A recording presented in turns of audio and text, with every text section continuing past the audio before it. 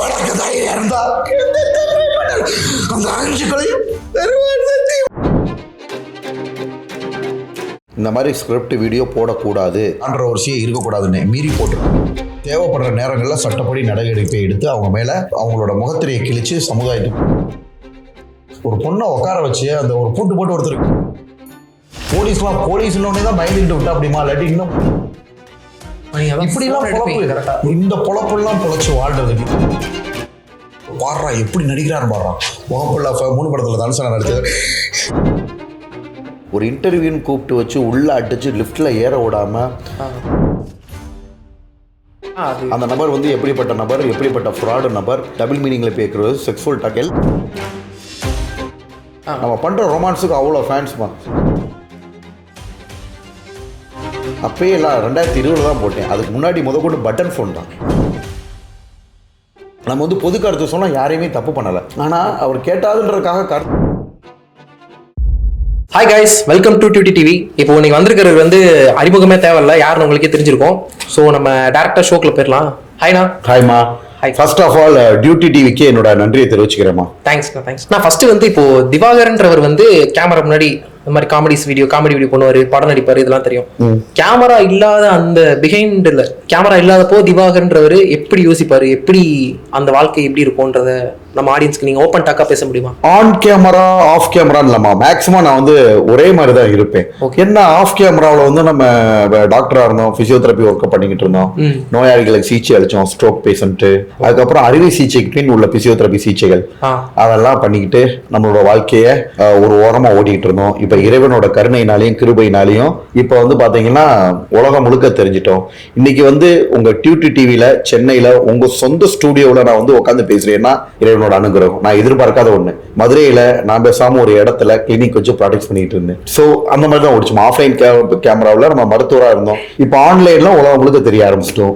Okay. நான் அப்புறம் நார்மலா ஒரு கொஸ்டின் கேட்கணும்னு நினைச்சிருந்தேன். ஒரு ரீசெண்டா உங்க வீடியோ ஒன்று எடுத்து பார்த்தேன். என்ன பண்ணியிருந்தாங்க, உங்களை ஒரு வீட்டுக்குள்ள வச்சு அடைச்சு பூட்டிக்கிட்டாங்க. அது என்ன உண்மையிலே அப்படி நடந்ததா இல்ல பிராங்கா அந்த மாதிரி நடந்தது? உண்மை கண்ணு. ஆக்சுவலா அந்த மாதிரி நபர்கள் மேல சட்டப்படி நடவடிக்கை எடுக்கப்படணும். ஒரு இன்டர்வியூன்னு கூப்பிட்டு வச்சு உள்ள அடிச்சு லிஃப்ட்ல ஏற விடாம வந்து பாத்தீங்கன்னா, ஸோ நமக்கே இந்த நிலைமைனா டாக்டர் நம்ம பொதுமக்கள் கூட கான்டாக்ட்ல இருக்கும். நம்மளுக்கே இந்த நிலைமைனா ஆக்சுவலா சில காரணங்களால விட்டு வச்சிருக்கேமா. அவங்க மேல வந்து பாத்தீங்கன்னா கண்டிப்பா சட்ட நடவடிக்கை எடுக்கப்பட வேண்டும். நிறைய சேனல்ல கூப்பிட்டு உட்கார வைக்கிறது, அசிங்கமா டபுள் மீனிங்ல கொஸ்டின் கேட்கறது, அசிங்கமா கொஸ்டின் கேட்கறது.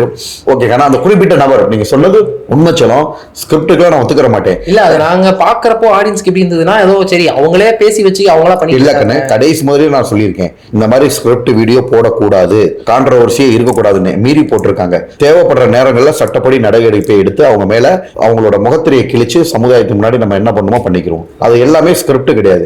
நான் கடைசியே சொல்லிட்டு வந்தது அதுதான், போடக்கூடாதுன்னு சொல்லி மீறி போட்டிருக்காங்க. அவங்க எல்லாம் அழிவு நோக்கி போற நபர்கள். ஓகேவா, ஒருத்தவங்கள வர சொல்லி ஆல்ரெடி அவங்க சரியில்லாத ஆட்கள் தான். நீங்க சொல்ற ஆள் வந்து பாத்தீங்கன்னா டபுள் மீனிங்ல உட்கார பேசுறது, அசிங்கமா பேசுறது, ஒரு பொண்ணை உட்கார வச்சு அசிங்கமா பொசிஷன் பண்ணி செய்கை பண்ணிக்கிட்டு இருந்தா. அப்படிதான் அந்த மாதிரியான நபர் அந்த நபர். ஓகேங்களா, நான் என்ன சொல்லி போனேன்னா டபுள் மீனிங் இருக்கக்கூடாது, அசிங்கமா பேசக்கூடாதுன்னு சொல்லி தான் நம்ம போனோம். அப்ப வேணும்னே என்ன பண்றாங்க, நம்மளுக்கு கோபத்தை தூண்டி ஓகேங்களா அசிங்கமான வார்த்தைகளை கேட்டு நம்மளை எந்திரிச்சு போக வச்சு ஓகேங்களா. இல்ல பாக்குறப்போ அந்த வீடியோ எல்லாம் பார்த்தா கேட்டை போட்டுவாங்க, லாக் பண்ணி வச்சிருவாங்க, இந்த பக்கம் விட மாட்டாங்க, எல்லா பக்கம் கேமரா வச்சு நினைப்பாங்க. சரி ஏதோ ஸ்கிரிப்ட் இல்ல, அது இல்லீகல், அன்எத்திக்ஸ்ல இருக்கிற இடத்துக்கே நான் போகவே மாட்டேன். ஓகேங்களா, முதல்ல அவங்க மேல நான் வந்து ஆக்சுவலா அது எல்லாமே உண்மைதான். யதார்த்தமா அப்படி எடுத்து அடுத்து அவங்களை ஹராஸ் பண்ணி இந்த மாதிரி வீடியோ எடுத்து போறது சட்டப்படி குற்றம். அந்த நபர் வந்து எப்படிப்பட்ட நபர், எப்படிப்பட்ட ஃப்ராடு நபர், டபுள் மீனிங்ல பேசுறது, செக்ஸுவல் டாக் எல்லாமே நான் அவரை பத்தி போட்டிருப்பேன். ஓகேங்களா, மக்கள் விழிப்புணர்வுக்காக. அதுக்காக அவர் வந்து நம்ம மேல நிறைய கட்டுக்கதைகள்லாம் ஏற்படுத்தி நம்மளை பத்தி தப்பா புறமகண்டா பண்ணுவாங்க. எல்லாத்துக்கும் மேல கடவுள் இருக்காரு, மக்களுக்கு தெரியும்.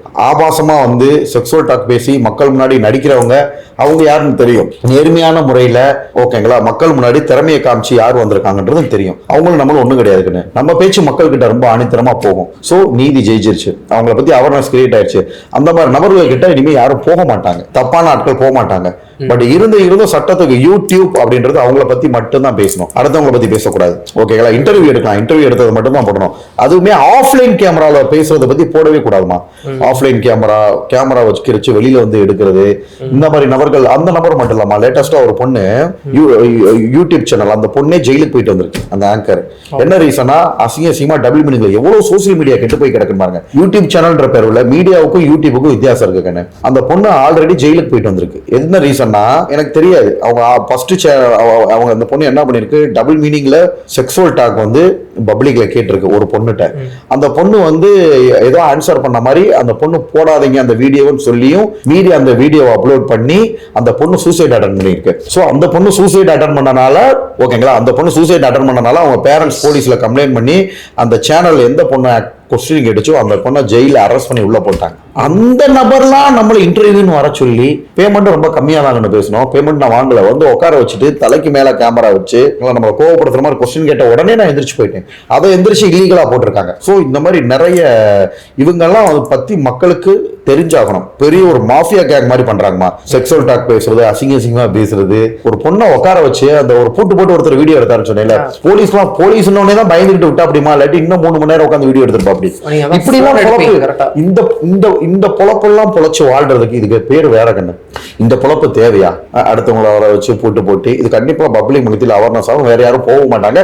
சட்டப்படி நடக்க கண்டிப்பா கண்ணு. பல நாள் திருடன் ஒரு நாள் அகப்படுவான். ஓகேங்களா? ரொம்ப நாள் போகாது. கூடிய விரைவில் அந்த நபரோட யூடியூப் சேனல் முடக்கப்படும். கூடிய விரைவில் அரெஸ்ட் ஆவாங்க. அது எல்லாமே நடக்கும். ஓகே, திவாகர்ன்றவர் வந்து எப்படி கேமரா முன்னாடி எப்படி இருப்பாரு அப்படின்ற அந்த கொஸ்டின் கேட்டிருந்தேன். இப்போ அதோட கண்டினியூட்டியா, இப்போ இந்த விஷயம் இல்லாம, இப்போ இந்த யூடியூப் சினிமா நீங்க இந்த மாதிரி இது பண்றது இல்லாம வேற எந்த விஷயங்கள் வந்து உங்களை சந்தோஷப்படுத்தும்? ஒரு மலையில போய் டீ குடிக்கிறதா இருக்கலாம், இல்ல ஒரு ஏதோ ஒரு விஷயம் நீங்க பண்ற விஷயம் இது எனக்கு நிம்மதி கொடுக்கும் அப்படின்னா எதை சொல்லுவீங்க?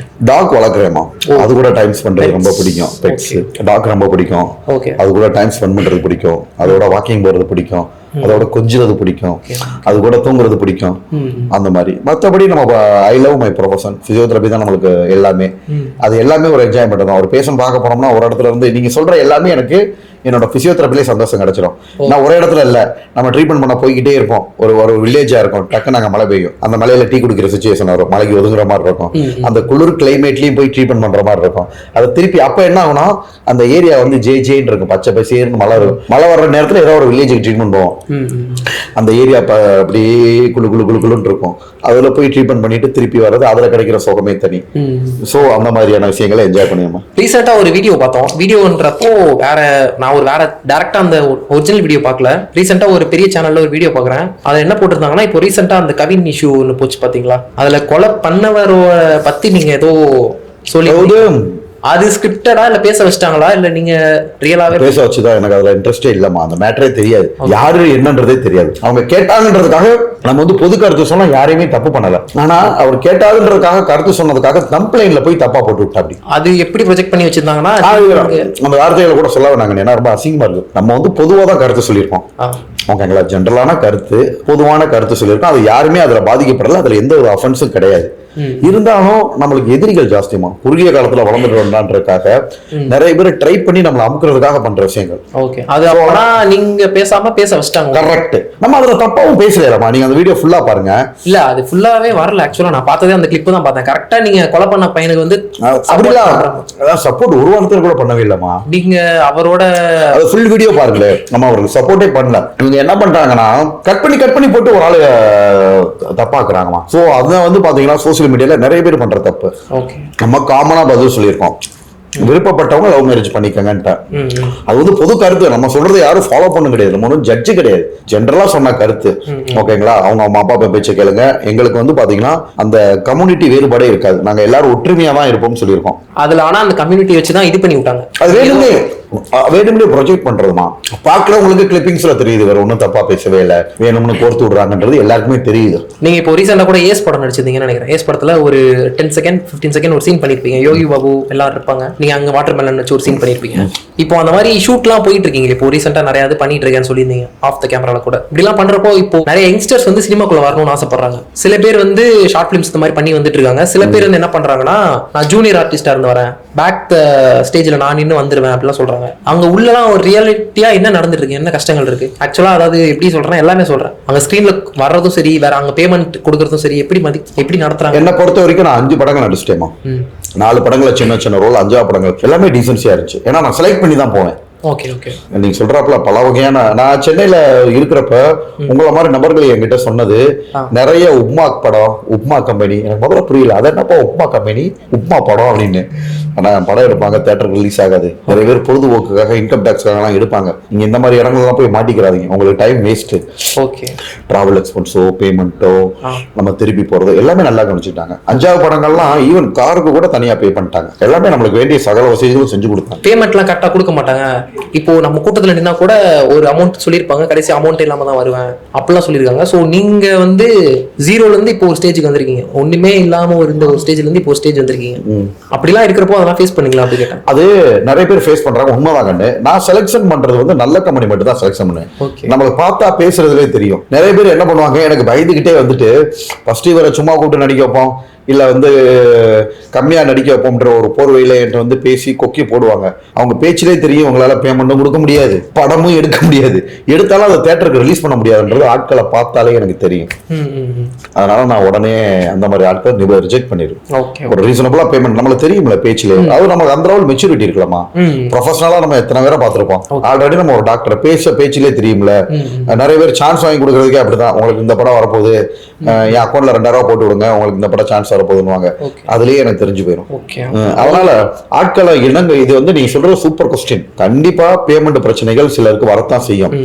அப்ப நம்ம மெச்சூரிட்டியா நம்ம செலக்ஷன் பண்றது இருக்கு. ஓகே. நீங்க ஃபேஸ் பண்ணதுல ஒரு பெரிய ஸ்கேம், அதாவது இது இந்த ரீதியா கேக்குறேன். நீங்க இப்போ இருக்கிற பிசியோதெரபி இல்லாம நீங்க இப்போ வந்திருப்பீங்களா, இப்போ சோஷியல் மீடியாக்குள்ள என்டர் ஆகுறீங்க, இதுல நீங்க ஃபேஸ் பண்ண இது ஸ்கேம்னே தெரியாம நான் ஸ்கேம்ல மாட்டினேன், இல்ல நான் ஏமாந்துட்டேனே தெரியாம நான் ஏமாந்தேன் அப்படின்றப்போ இது மக்களுக்கு ஒரு விழிப்புணர்வுக்கு தான் கேக்குறேன்.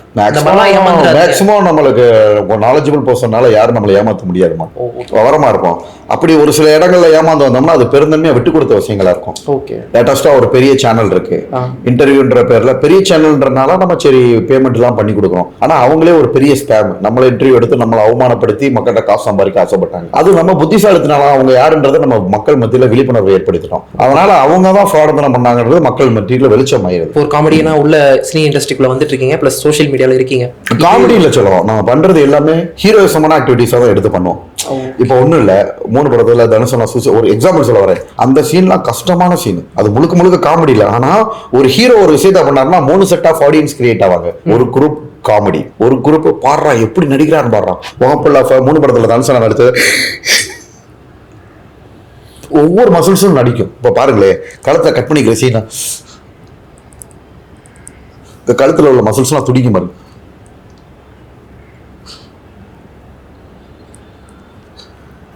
கஷ்டமான சீன்மா. ஓகே. அன்னியன் சீன் பண்ணோம்னா இறந்தா அந்த 5 கலையும்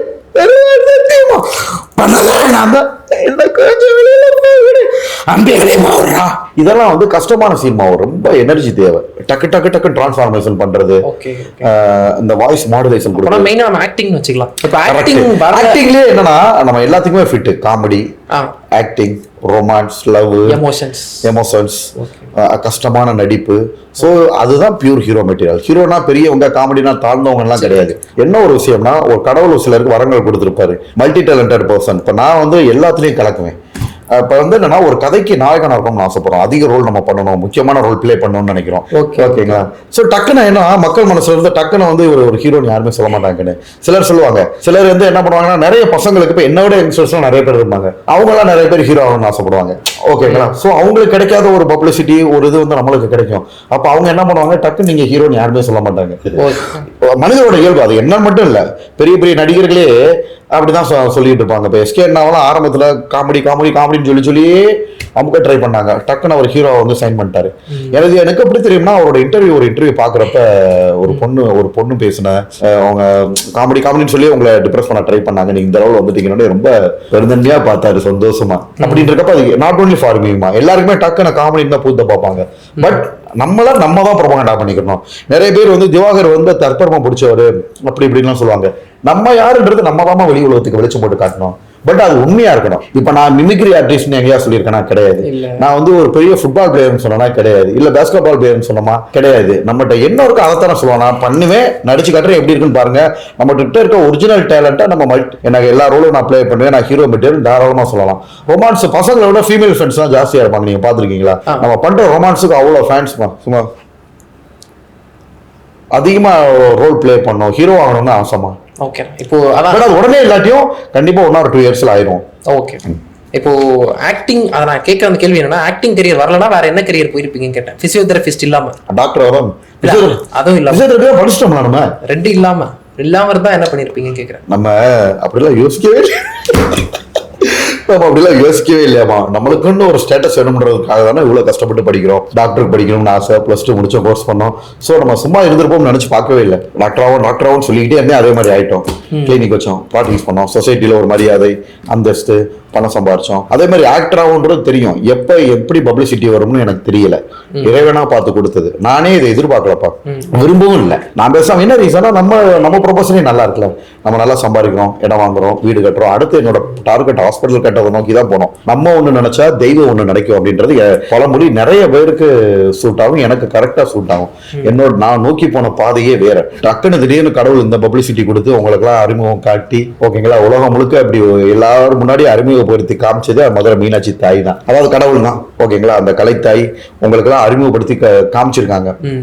யூடியூப்ல கூட நான் வீடியோ போட மாட்டேன்ப்பா. நான் என் ஃபேஸ்புக்ல தான் ஃபர்ஸ்ட் வீடியோ போட்டேன். அப்பயே எல்லாம் 2020 தான் போட்டேன். அதுக்கு முன்னாடி முதற்கொண்டு பட்டன் போன் தான். நான் கேமரா போன் வாங்கினது, இந்த மொபைல் ஆண்ட்ராய்டு மொபைல் வாங்கினது 2020 தான். உடனே ஃபேஸ்புக் இன்ஸ்டால் பண்ணோம், இன்ஸ்டாகிராம் இன்ஸ்டால் பண்ணோம். ஆட்டோமேட்டிக்கா வியூஸ் ஃபேஸ்புக்ல கூடிச்சு, இன்ஸ்டால கூடிச்சு, இந்த லெவல்ல வந்து நிக்குது. இது நம்ம பிளான் பண்ணதே கிடையாது, ஓகேங்களா. பட் டாக்டர்ன்றது சின்ன வயசுல இருந்து பிளான் பண்ணி வந்தது. நடிக்கும்ன்றது தெரியும், நம்மளுக்கு நடிக்கிறது இன்ட்ரெஸ்ட். நம்ம மனசுக்குள்ளேயே சிலது ஓடணும். ESPன்னு சொல்லுவோம், extra sensory perception. Extra sensory பெர்செப்ஷன்னா, ஒரு நபர் ஒரு இடத்துல இருந்தானா இதுக்கு முன்னாடி அந்த இடத்துக்கு வந்த மாதிரி ஒரு ஞாபகம் வரும்.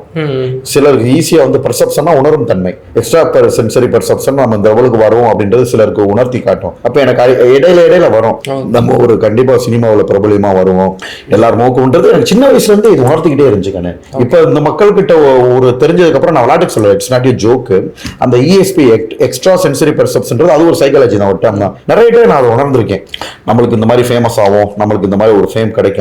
அண்ட் வேளச்சேரியில வந்து ஃபீனிக்ஸ் மால் ஆப்போசிட்ல வந்து நம்மளோட ஸ்டுடியோ ஒன்று இருக்கு, வர்ச்சுவா ஹப். அதோட பக்கத்துல வந்து ஒரு ஸ்டுடியோ இருக்கு. அதுல podcast, video, product photo shoots எல்லாமே பண்றோம். நம்மளோட வீடியோஸ் எல்லாம் எடிட் பண்றதெல்லாம் அந்த டீம் தான் பண்ணுது. ஸோ உங்களுக்கு ஏதாவது பாட்காஸ்ட் ஏதாவது ஒன்று பண்ணணும் அப்படின்னா அங்க விசிட் பண்ணி பாருங்க.